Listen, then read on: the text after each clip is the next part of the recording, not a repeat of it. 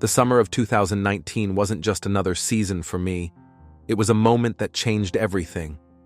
My name is Marcus Anderson, and what I'm about to share is not just a story, it's a warning, a message from the other side. 6 years ago, when I was just 13, I died. For 9 minutes and 36 seconds, my heart stopped, and I was shown things that still haunt me to this day. What I experienced wasn't just a dream or some figment of imagination. It was real, terrifyingly real. But what exactly happened during those minutes, and why does it matter to you? Let me take you back to February 12th, 2019. I had a routine morning swim practice, 5:30 a.m. The pool was my second home. I'd been swimming competitively since I was 6, and on that day, I was pushing myself to break my personal record in the 400-meter individual medley. I remember the feeling of my body against the water, the exhaustion in my muscles, the burning in my lungs. Everything was normal, until it wasn't. Later, doctors would tell me I had an undiagnosed heart condition, hypertrophic cardiomyopathy. In a split second, my heart just stopped. 1 second, I was swimming. The next, I was sinking. The world around me faded to darkness. But this wasn't just darkness. It felt alive. It was like being pulled into an abyss, one that whispered in voices I couldn't understand, yet somehow knew. It was a feeling of deep despair. I couldn't move, couldn't scream, couldn't escape. I felt helpless, drowning not just in the water, but in the weight of a force far beyond my control. What happened next is where most people start to doubt me, but hear me out. Because this part is more real than anything I've ever known in this physical world. As I floated above my own body, watching the chaos unfold below me, Coach Thompson, the frantic attempts to revive me, something unimaginable happened. The world around me began to vanish, and I was pulled into a tunnel of darkness. Not just an absence of light, but something that felt alive with pain, torment, and regret. It whispered my name, but not in any language I recognized. These voices were of souls trapped in suffering, begging for mercy, their torment endless. I tried to fight it. I tried to scream, but no sound came. The darkness closed in on me, suffocating, overwhelming. Just when I thought I couldn't take it anymore, it stopped. And then the light. Not light as we know it. This was living light, pure, unstoppable energy. And standing in the middle of that light was Jesus. But not the gentle, soft-spoken Jesus from the Sunday school pictures you might be familiar with. This was Jesus in his full glory. His presence was beyond anything I could ever imagine. Terrifying. Beautiful. I fell to my knees, or at least I tried to, in that otherworldly realm. His voice echoed through my very being when he spoke. "Marcus," he said, and in that one word I felt everything. Love, sorrow, understanding. "Do you know why you are here?" I couldn't speak. How do you respond to the creator of the universe? But he didn't wait for an answer. Instead, he raised his hand, and suddenly, I was reliving every moment of my life, not just as I saw it, but as it affected others. I saw how my actions, my words, even the small ones, rippled outward, touching lives in ways I never imagined. The time I laughed at a freshman being bullied, I saw how that moment crushed his spirit, planted a seed of doubt in his heart. I realized just how much power my choices held, not just for me, but for everyone around me. And that's just the beginning of the message I was sent back with. It's not just my story. It's a message for all of us, and I need you to hear it, because it's not too late for you, but it will be soon. Have you ever wondered if the little things you do really matter? If the words you speak, or the choices you make, could change the course of someone's life? It wasn't until I experienced what I did that I truly understood how everything, every action, every word, creates ripples that go far beyond what we can see. The things we don't even think about can echo into eternity. I saw it all, times I had turned away, too busy to help when others needed it the most, I witnessed their loneliness, their pain, their silent cries for help. But it wasn't all bad. I also saw the good moments, times I had no idea would mean the world to someone. A smile, a kind word, a small gesture. These moments, they didn't just change a person's day, they changed their life. And yet, none of it ends here. Then came the vision that still makes me wake up, gasping for air in the middle of the night. Hell. Not the cartoonish version with red devils and pitchforks. This was real. A place so dark that darkness itself had weight and substance. A place where hope is a forgotten word and torment goes deeper than physical pain, where it claws at your very soul. I saw people there, people I knew, people who thought they were fine, people who went to church every Sunday, people who believed in Jesus but had never truly given their hearts to him. Their screams, they haunt me still. They reached out for another chance, but it was too late. And the worst part? They all said the same thing. I thought I had time, but that wasn't the end of what Jesus showed me. He raised his hand again, and suddenly, we were standing before something so massive, so incomprehensible. It was the Book of Life. But this wasn't just a book. It was alive, pulsing, vibrating with divine energy. The pages, made of living light, shimmering with every name. And those names, they burned. I couldn't look away. And then it happened. The names started to fade. Some names disappeared slowly, like ink melting away. Others flickered and died like a flame extinguished by the wind. These are the ones who once knew me, Jesus explained. They called themselves mine, but their hearts grew cold. Every choice they made, every time they ignored his call, every sin they chose over him, made their names grow dimmer until they were gone completely. I saw names I recognized, people from school, from my neighborhood, even from churches I'd attended. People who thought saying a prayer or going to church was enough. But their names were fading, slipping away. "But Lord," I cried out, "they believe in you. They go to church, they pray." Jesus turned to me, his gaze heavy with sorrow. "Many will say to me on that day, 'Lord, Lord,' but I will tell them, 'I never knew you.' They honored me with their lips, but their hearts were far from me." Then came the most terrifying vision of all. I saw our world, the present world, through spiritual eyes. I saw demons moving through crowds, whispering lies to everyone they could reach. You have time. God is love. He wouldn't send anyone to hell. And so many believed these lies, walking toward their own destruction, thinking they were safe. I saw churches filled with people raising their hands, singing praises. But their hearts were far from God. I saw pastors preaching messages that made everyone feel good, but never called for real repentance. I saw Christians blending in with the world, justifying their sins, thinking a prayer from years ago was enough to keep them safe. And then, Jesus showed me what was coming. The visions were so vivid, so intense, I can barely put them into words. Darkness spread across the earth like a living shadow, people choosing evil over good, calling what is right evil and what is evil good.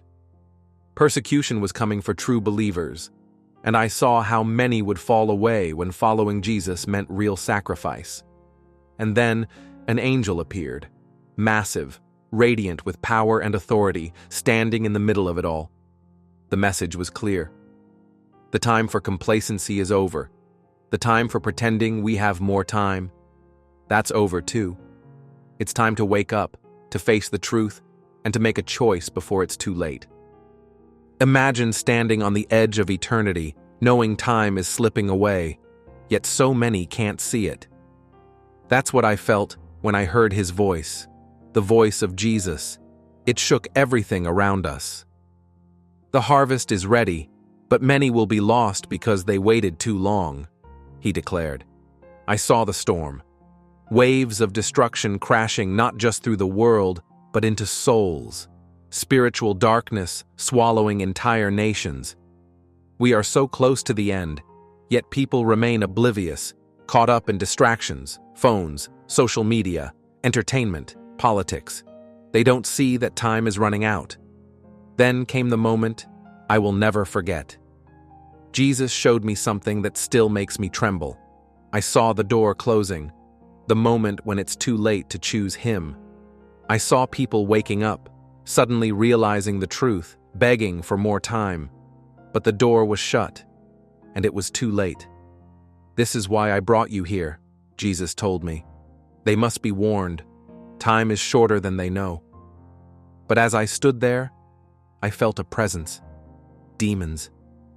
I could see them, circling just beyond the light that surrounded Jesus.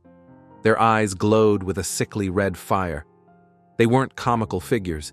They were ancient, powerful beings filled with pure hatred, and they were watching me. "Remember their faces," Jesus said. "They watch everyone, waiting for the chance to lead souls astray. Every time someone chooses sin over me, they grow stronger." The demons laughed. Their mocking laughter chilled me to the bone. "You think telling them will change anything?" They sneered. "They love their sin too much.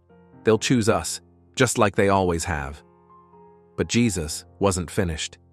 He showed me heaven. No words could ever fully describe it. The colors were beyond anything on earth. The music was more perfect than any melody here. The joy, the peace, the love, overwhelming. But what hit me hardest was who was there, and who wasn't. I saw people I never expected, those who had been broken, humble, but who had truly given their hearts to Jesus. And I saw empty spaces, places meant for religious leaders, for those who thought that church attendance or good deeds would save them. "The gate is narrow," Jesus said, "and few find it, not because I don't want them, but because they don't want me, not really. They want a God they can control, a salvation that doesn't require surrender." And then, He turned the mirror on me. I saw my own pride, my casual attitude toward sin. I had created a God in my image, one who didn't require real repentance, one who let me live however I wanted. "This is why you died today," Jesus said, "so you could see the truth and warn others. Time is running out, Marcus. The enemy has convinced them they have plenty of time to turn to me, but they don't. The door is closing." Tears streamed down my face, or whatever passed for tears in that spiritual realm. "Lord, how can I make them understand? They won't believe me." "Some won't," He said softly, "but some will. Tell them what you've seen. Believing in me isn't enough. The demons believe in me too. Going to church isn't enough. Being a good person isn't enough. They must surrender everything to me before it's too late." Then the light around me began to fade, and I felt a pull. "Wait," I cried out. "I have so many questions." "Tell them what you've seen," Jesus replied. "Tell them time is running out." The next thing I knew, I was gasping for air, paramedics working frantically over me. I had been dead for 9 minutes and 36 seconds. The doctors called it a miracle. No explanation for why my heart started again, why I had no brain damage after being without oxygen for so long. The physical recovery took time, 3 days in the ICU, weeks of tests. But the real battle, the one I never saw coming, began the moment I came back. The enemy didn't want this message getting out, and I learned that firsthand. Time is running out. It all started the night I came home from the hospital. The silence of the night was broken by the unmistakable chill in the air. I woke up at exactly 3 a.m., my breath visible in the freezing cold of my room. And that's when I saw it. A shadow, darker than the darkness itself, standing in the corner. I froze, my heart racing, as the same mocking laughter that haunted me in the spiritual realm filled my room. "They won't believe you," a voice hissed from the shadows. "You should stay quiet. Who would listen to a kid anyway?" But that wasn't the end. The demons I had seen with Jesus hadn't forgotten me. Night after night, they came. Sometimes they just watched. their glowing red eyes piercing the darkness. Other times, they showed me hell again, their whispers of torment echoing in my mind, trying to drag me back into fear. Their words were poison, questioning my sanity. Maybe it was just a dream. Maybe you imagined it all. Maybe you're crazy. But deep down, I knew what I had seen was real. I knew why they were coming. They wanted me to stay silent because the message Jesus gave me isn't just another testimony. It's a final warning, one for a world that's running out of time. Let me be clear. The darkness isn't coming. It's already here. Those demons? They are moving through our world right now, whispering lies, leading people straight to destruction. And most people can't see them because they're spiritually blind. Jesus showed me 3 kinds of people in the world today. First, there are those who are openly against God. I'm not worried about them. They at least know where they stand. Second, there are those who think they're saved, but they're not. These are the people who broke Jesus' heart, the ones who go to church, say they believe, maybe even pray the occasional prayer or got baptized. But they've never truly surrendered to Jesus. They want the rewards of salvation without the cost of following him.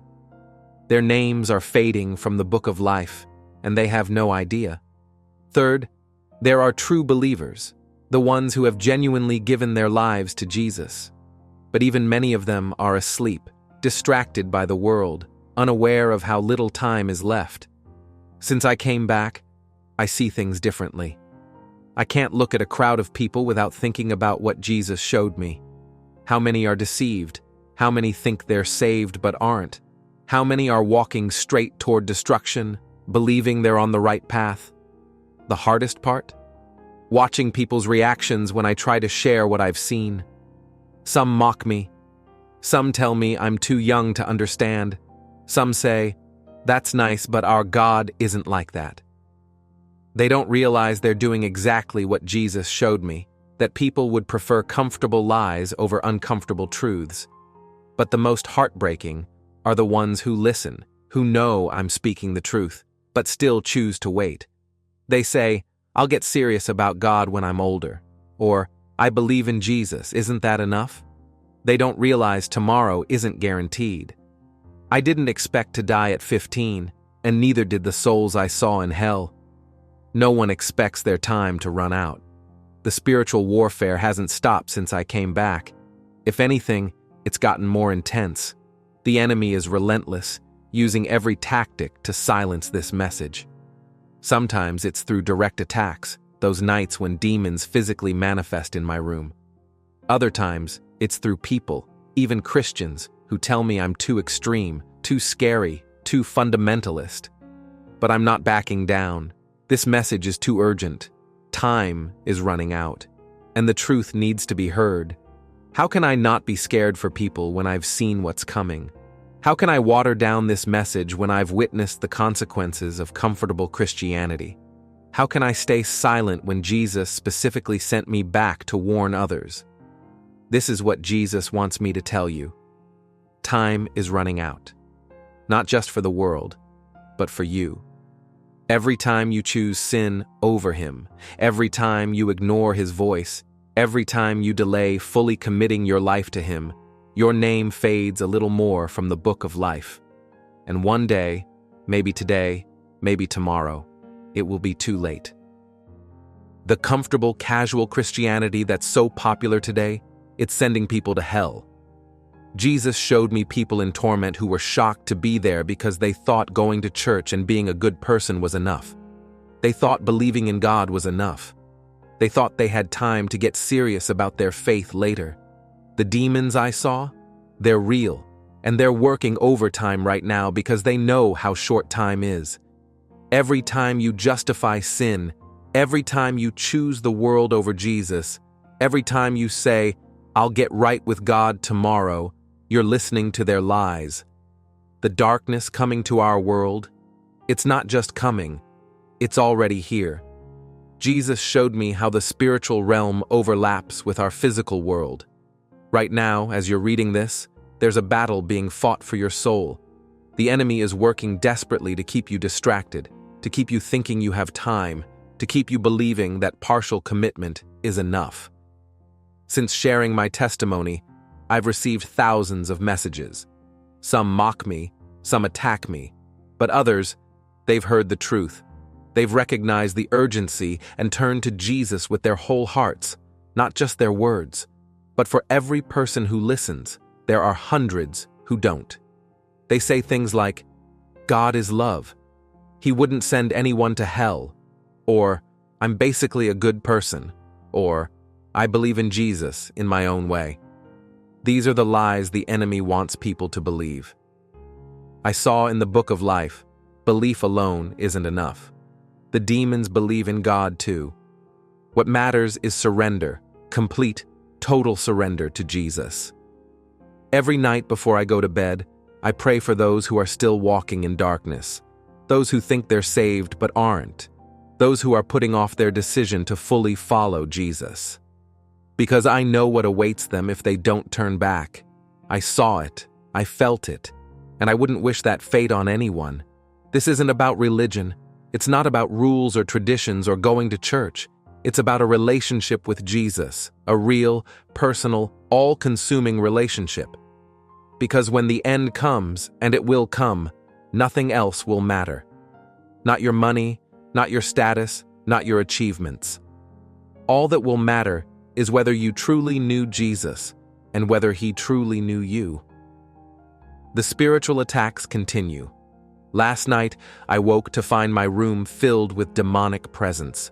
The air was thick with evil, and I could hear their whispers. "They won't believe you. You're wasting your time. Give up." But I won't. I can't.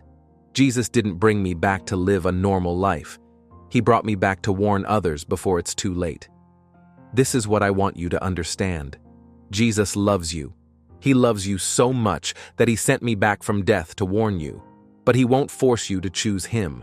That choice has to be yours. And it has to be total. Half-hearted Christianity isn't Christianity at all. Partial commitment isn't commitment at all. The time for playing games with God is over. The time for comfortable Christianity is over.